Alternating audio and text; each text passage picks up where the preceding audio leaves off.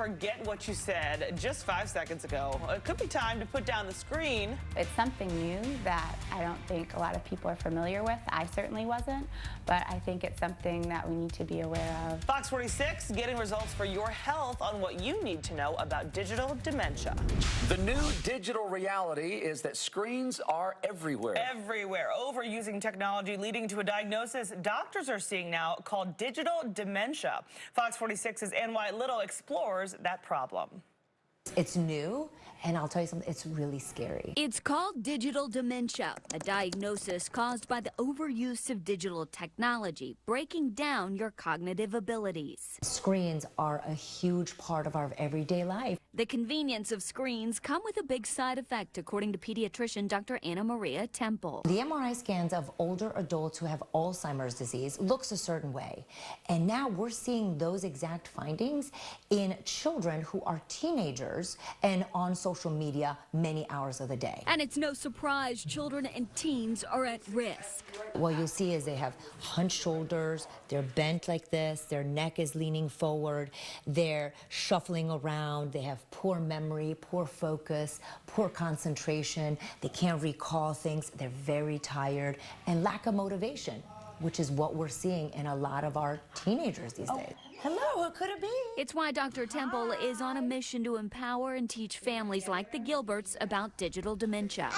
Evie is 3, Gavin is 5. Their mom, Kelly, works part-time. It's very tempting. I mean, if they have a phone or a screen in front of them, I mean, I could get everything done, cook, clean, and everything, and they could just sit there all day, but we try not to do that. Parenting isn't easy, but Gilbert is determined to keep her kids' screen time to a minimum. Have these screens growing. I mean, we had a TV, but we didn't have the iPhones and iPads and screens at school. So it's something new that I don't think a lot of people are familiar with. I certainly wasn't, but I think it's something that we need to be aware of that is a real problem. Especially toddlers and teenagers. The brain is going through some tremendous changes, and those are the critical times when we need to rein in the social media and access to the devices. Dr. Temple says a device shouldn't be a babysitter. For kids 2 and under, she recommends no social screen time.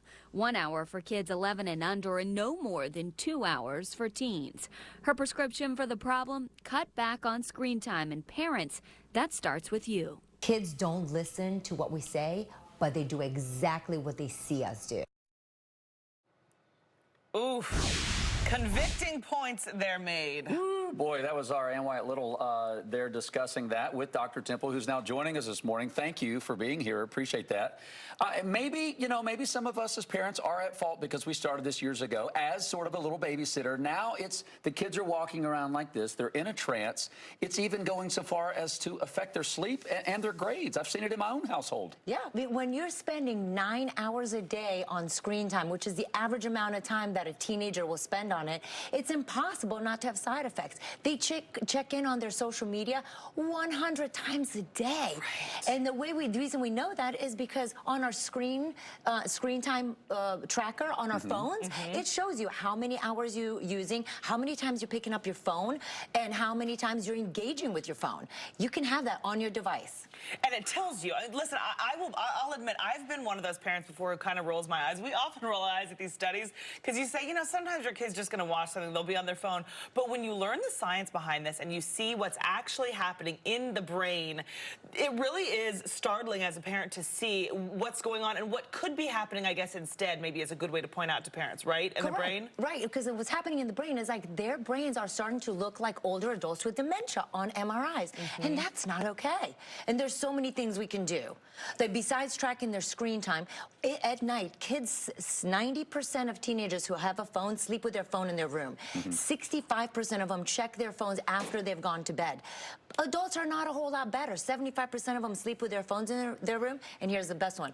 13% sleep with their phones in their hand. Oh my gosh. Seriously. This is crazy. I know, because you know what? We can all plug our phones in together. I have this device in my house that you put in. You know, if you don't want it on your counter, because that's annoying, you can actually put it in a drawer. You can have, the hook can go, I mean, the plug can go in the drawer. That's a good idea. And you know, have you seen this? You know what this is? No. Is that called an alarm clock? It's an alarm clock. Wow. They still make I saw them in a museum. They still make alarm clocks.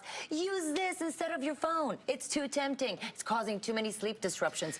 Well, and one of the things we were talking about before we came out from break is because everything is delivered in 15-second increments now with TikTok and Instagram stories, the attention span, and kids are now impatient. If you are talking to them in anything over 30 seconds, they get anxious, they get angry, and it's like you almost have to conform to what they're being delivered on social media.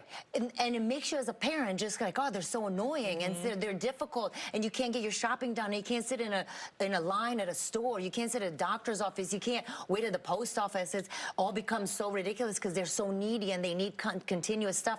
And what we do is we feed it right back with screens instead of talking to them, playing, you know, mind-numbing I Spy games or, you know, the license plate game. And because we've also become intolerant. It's not just them, we're intolerant. You brought a couple other options here. I like that you showed us, of course, the charging station there, the alarm clock, and then good old-fashioned board games, right? Games, right? Because it starts with us. You know what? They don't listen to what we say, but they watch and do exactly what we're doing. And you know, we feel like bad parents because we're all, in my house at least, I'm like, stop using your phone. Give me your phone. Turn off electronics. Stop with Fortnite. You know, I'm the person going around that. I'm like, let's play board games. But the moment you take their electronics away and you sit down with them and play board games, they're so happy to have parent interaction with them. I love this. And maybe if it seems overwhelming to come home today and go, all right, we're making a big change. We're wiping out all electronics. That may be a little much. Maybe just start with having a meal together.